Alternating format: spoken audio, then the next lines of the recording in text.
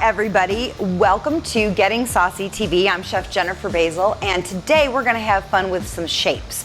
We are going to make two recipes. We're going to start with tortellini, and we're going to serve that in a brodo, and then we're going to make some Italian S-shaped cookies. So to get started, let's work on our tortellini.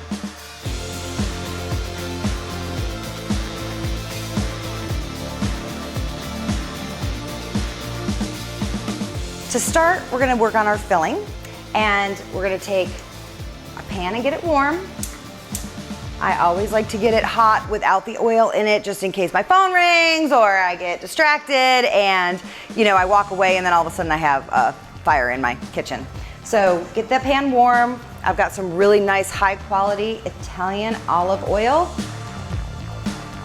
Italian olive oils, there are different types. So when you're shopping for it, there are some oils that are better suited for drizzling and salad dressings. They're a little bit lighter in body. They're not so olive oil tasting. And then there are others that kind of give you that more robust flavor when you're cooking. So if you're not sure what to purchase in an Italian market, please ask, because there are two different types of olive oils produced in Italy, one for salad dressings and drizzling and one for actually cooking with. Okay. We're gonna start with a traditional base. So we're gonna do carrots finely diced, because tortellini are small pasta, so you don't want big chunks of vegetables in here. So carrots, onion, celery, and we want to get that soft and sweat it down. We do wanna make sure that these vegetables are soft, so when you bite into your pasta, you're not biting into crunchy vegetables. Once those sweat down, I'm gonna add some sweet Italian sausage. You can fill tortellini with a cheese filling, you can fill it with a hot sausage. Be creative, really it's whatever type of filling you'd like to put in, but a traditional tortellini usually is filled with an Italian type of sausage.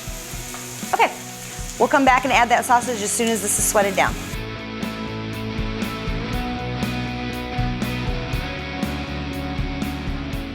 I've tossed the sausage in, and we're gonna get that cooked. It doesn't necessarily have to be browned so much as we just want it cooked through, because we're using a fresh pasta. The fresh pasta will probably only take 3 to 4 minutes in the water, and that's not enough time to cook that meat inside the pasta.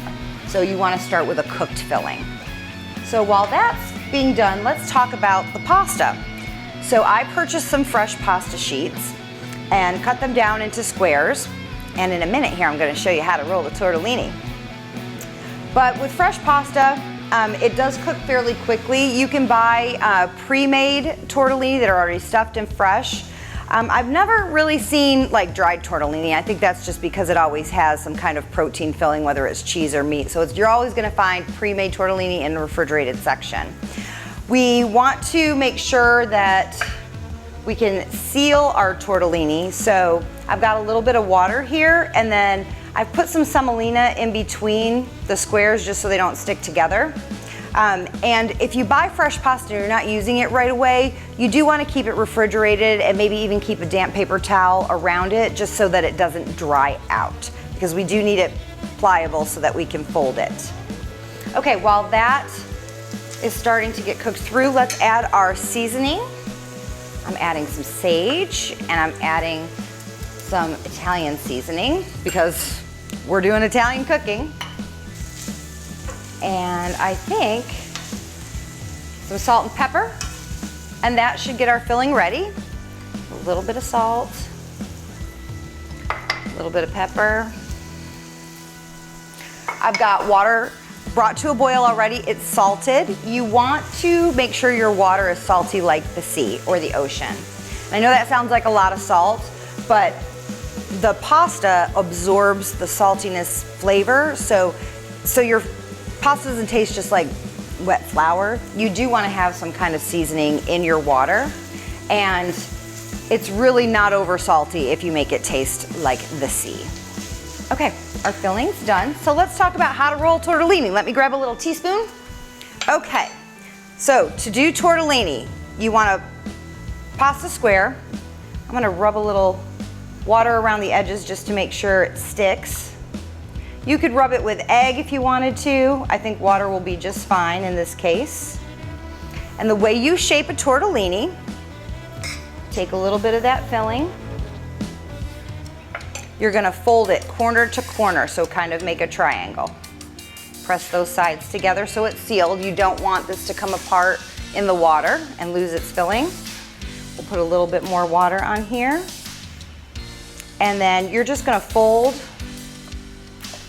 those two edges over, almost like a little ring, like a little napkin ring. Doesn't that look like a little napkin ring? And that's your tortellini. So we'll make our pasta. Once we have them all put together, we're gonna put them in the water, 3 or 4 minutes. In the meantime, I've got some bone broth here on the stove, keeping it warm. And you can get bone broth in a store. A lot of people ask, what's the difference between stock? What's the difference between broth or bone broth? So bone broth and regular broth is very similar. The difference is the collagen content in the broth itself. So when you make a bone broth or even a regular broth, what you would do is you would take a sheet pan, put your carrots, your onions, your celery, your herbs, thyme, rosemary, whatever you want, and then you're actually gonna take bone. So if we're doing a chicken, let's say we're doing a chicken bone broth, you would actually take chicken with meat on the bones. And what happens is you roast that to kind of draw out kind of a roasty, like it brings out the flavor, gives it a little bit more depth. And then you put it in water and you just let that cook for hours and hours and hours. What happens is, because the bones are in the water, the collagen comes out, and that's what creates a bone broth. When you make a regular chicken broth, it's the same process. It just doesn't have as much collagen, but you're still cooking with bones and with meat. If you're cooking a stock, you take cleaned raw bones, no meat at all. So you won't have any collagen in a stock. And that's the difference. Okay, let's get these tortellini rolled. Let's get them in our water and we'll come back and we'll plate our dish.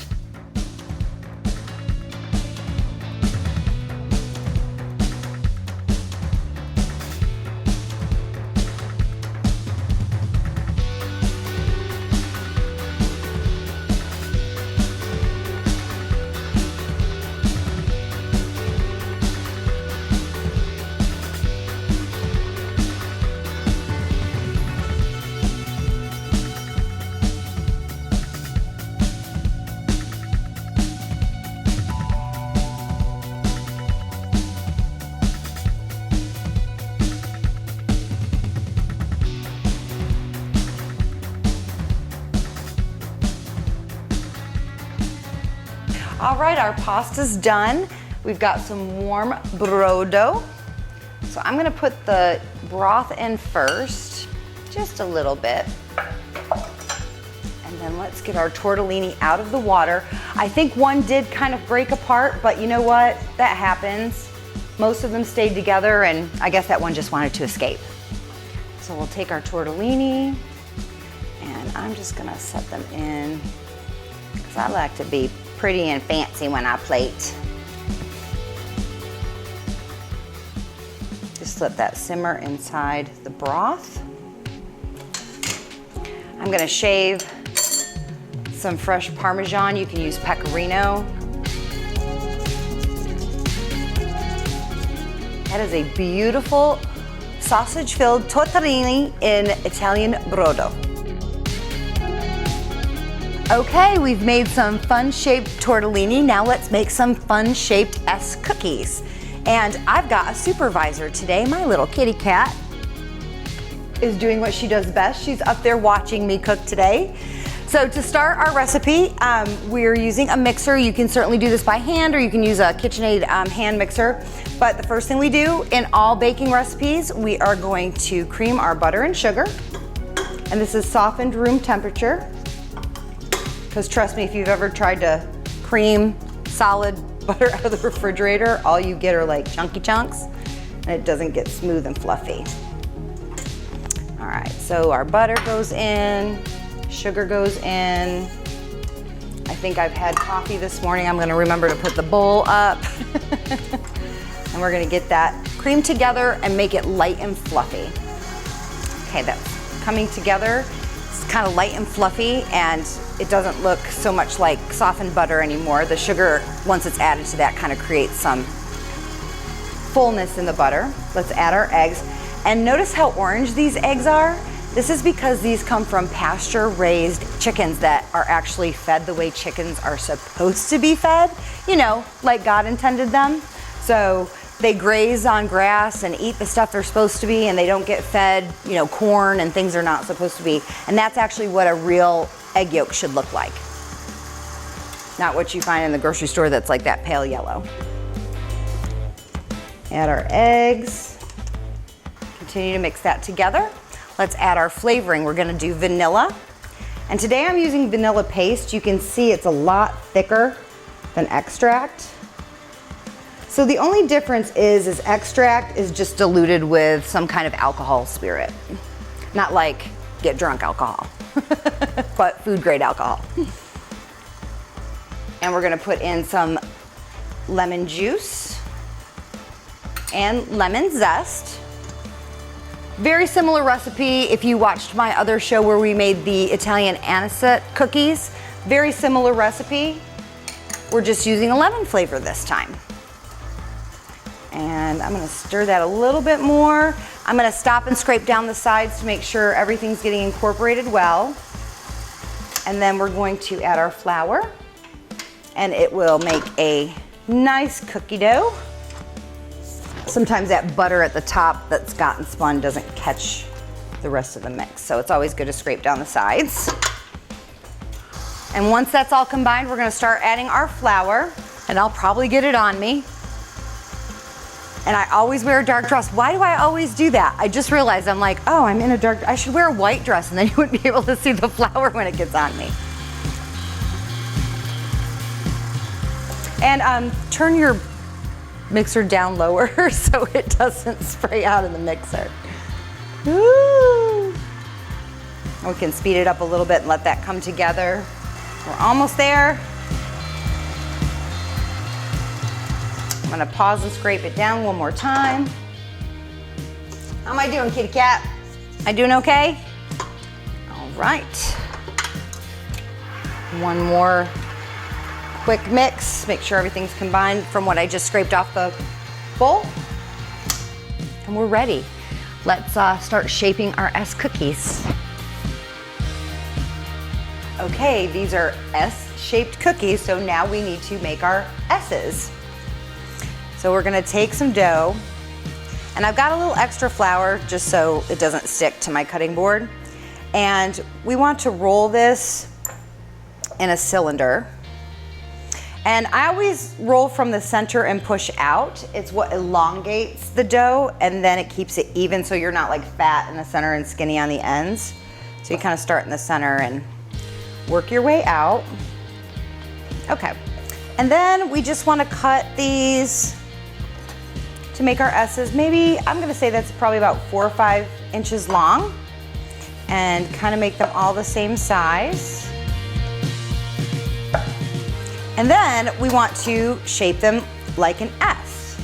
Now, if you want them to really like be perfect, a hack, I thought this was kind of cool. You could always use shot glasses to wrap around the S, and then yours, well, as long as it doesn't stick. And then your center will kind of be really round. And really the same instead of, you know, kind of like just hand done. But you can do it either way. I just thought this is a neat hack. I would probably put a little flour around them so they don't stick. Okay, so get your S's on your baking sheet.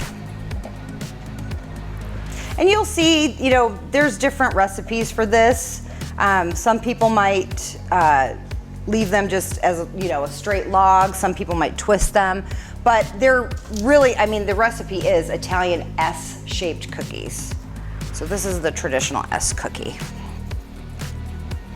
We'll get a few more on here. We're gonna put it in a 350-degree oven for 13 to 15 minutes, depending on your oven calibration. So just kind of take a look at them at about 13 minutes, and you want them to be golden brown.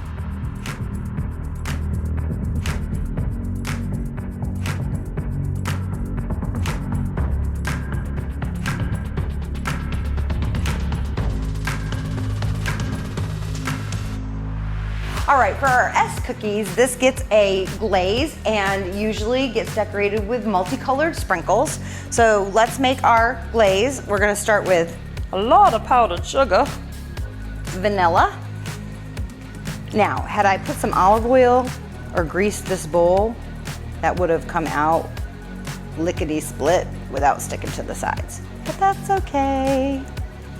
All right, and then we're gonna add milk.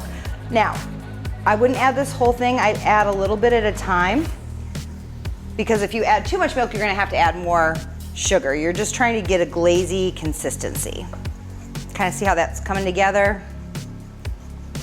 And I may use all that milk, I just didn't want it to be too thin, so a little bit at a time.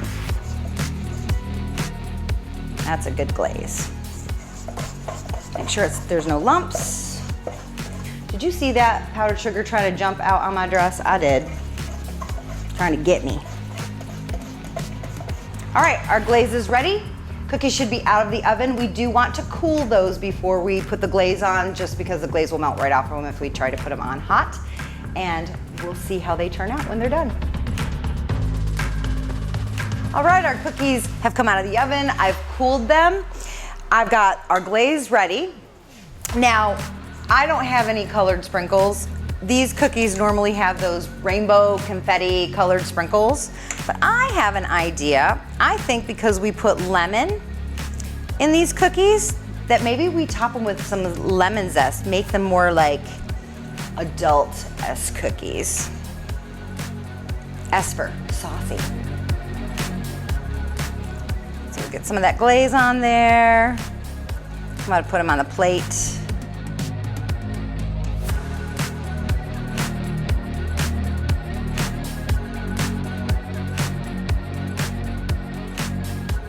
What's that Sesame Street song? C is for cookie, it's good enough for me. S is for cookies, it's good enough for me. So I'm gonna do my lemon zest version. Bring out the lemon flavor in the cookies, but like I said, traditionally it would be those rainbow sprinkles. We've got our Italian S-shaped cookies. We made our shaped tortellini earlier. If you would like these recipes, go to my website, jenniferbasil.com. Follow me on social media, and by all means, enjoy a glass of Italian wine. Ciao.